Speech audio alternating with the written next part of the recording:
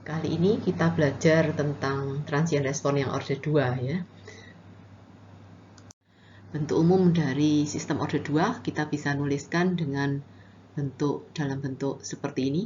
B dibagi dengan S kuadrat plus AS plus B. Nah, bentuk umumnya bisa kita tuliskan dalam bentuk seperti ini juga.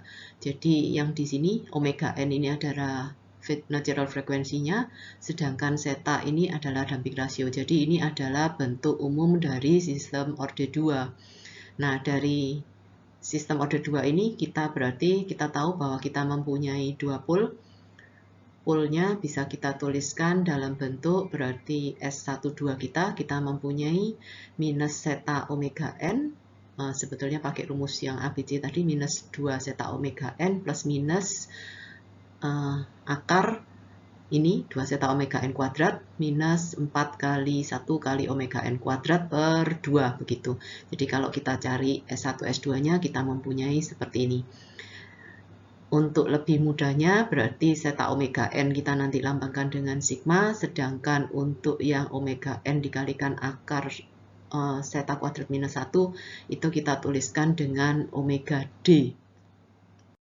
Di sini ada contoh soal, bisa kalian kerjakan. Kalian cari dari kita mempunyai transfer function seperti ini, kalian cari berapa zeta dan berapa omega N-nya.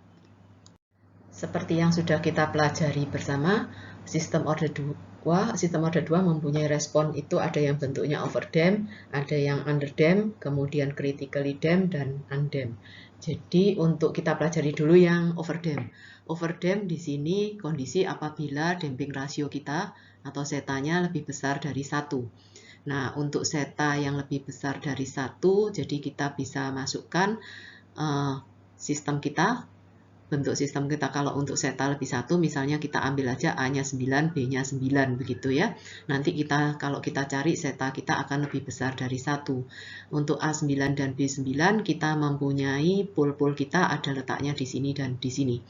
Nah, dari sini kita mempunyai respon sistem untuk overdamp kita. Respon sistem kita ada bentuknya seperti ini. Kalau kita lihat untuk sistem yang overdamp, ini nanti responnya lebih lambat. Meskipun dia tidak terjadi overshoot. Tapi sistem responnya lambat dan sehingga dia membutuhkan energi yang lebih banyak. Nah, untuk yang kalau A-nya kita ganti, tadi A9, B9 gitu kan, itu akan menghasilkan yang overdamp tadi. Nah, kalau yang A-nya kita ganti dengan 6, B-nya 9, berarti nanti kita akan mempunyai dua pole yang rangkap atau dua pole kembar yang letaknya di minus 3. Nah, ini sistem kalau kita mempunyai pole yang rangkap begini atau zeta kita, damping rasio kita sama dengan 1, itu respon nanti yang kondisinya adalah kondisi critically damp. Nah, kondisi critically damp kalau kita cari responnya adalah bentuknya seperti ini karena akarnya rangkap sehingga yang di sini ada T gitu. Nah, ini adalah respon dari sistemnya. Jadi critically damp ini menghasilkan respon yang paling cepat dan tanpa overshoot. Nah, sekarang kalau A-nya nanti kita ganti dengan 2, maka akan menghasilkan damping rasionya antara 0 dan 1.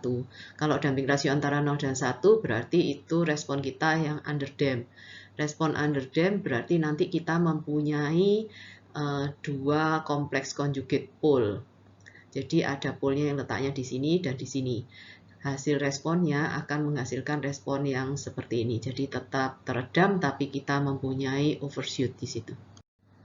Nah, kondisi yang berikutnya kalau A-nya kita ganti dengan 0. Kalau A-nya kita ganti dengan 0, maka respon dari satu sistem akan menjadi seperti ini. Kalau A-nya 0 berarti kan tidak ada yang pada real. Jadi pole kita letaknya pada sumbu imajiner. Kalau pole kita pada sumbu imajiner, maka respon kita akan osilasi atau bentuknya adalah 1 minus cos. Seperti kita ketahui, cos ini akan bentuk osilasi seperti ini. Jadi respon kita bentuknya seperti ini kalau pole kita terletak pada sumbu imajiner. Nah, ini adalah respon dari unit step respon dari sistem order 2 begitu akan menghasilkan kalau ada pada kompleks bilangan polnya untuk yang kompleks. Berarti untuk envelope-nya ini, yang biru ini didapatnya dari bagian realnya, dari kompleks polnya. Sedangkan untuk yang ini, yang sinusoidal osilasinya di sini, kita dapatkan dari bagian imajinernya. Dengan demikian, kita makin jelaslah apa yang dimaksud dengan gambar yang di depan, yang kemarin sudah kita pelajari pada saat sebelum kita masuk ke transient respon dari sistem order 1. Jadi kalau kita mempunyai polnya letaknya pada sumbu imajiner, maka akan terjadi osilasi seperti ini. Kalau polnya semakin ke kiri, dia akan teredam. Kalau polnya di sebelah kanan sumbu imajiner, sistemnya menjadi tidak stabil karena semakin lama responnya akan semakin menjadi besar. Berikut ini adalah contoh dari respon underdamped. Jadi kalau kita mempunyai transfer functionnya bentuknya seperti ini, kita berikan inputnya unit step, maka kita akan mendapatkan cara penyelesaiannya. Pertama kita cari force response, jadi force response dari step kita. Kemudian pol kita itu adalah kita dapatkan minus 5 plus minus J 13,23. Jadi kita tahu bahwa bagian real kita adalah minus 5. Sedangkan bagian imajinernya kita ini adalah yang menentukan osilasinya, yang minus 5 untuk menentukan envelope-nya tadi.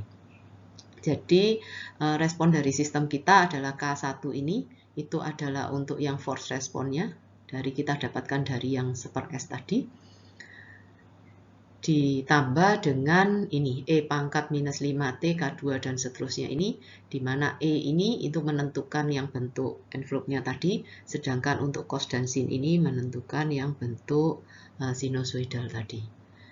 Dari sini kita tahu bahwa di mana nanti kita punya sudut V-nya kita, itu adalah kalau kita dapatkan K3 kita dibagi dengan K2, arkus tangen dari K3 per K2, sedangkan K4 ini nanti kita dapatkan dari akar K2 kuadrat plus K3 kuadrat.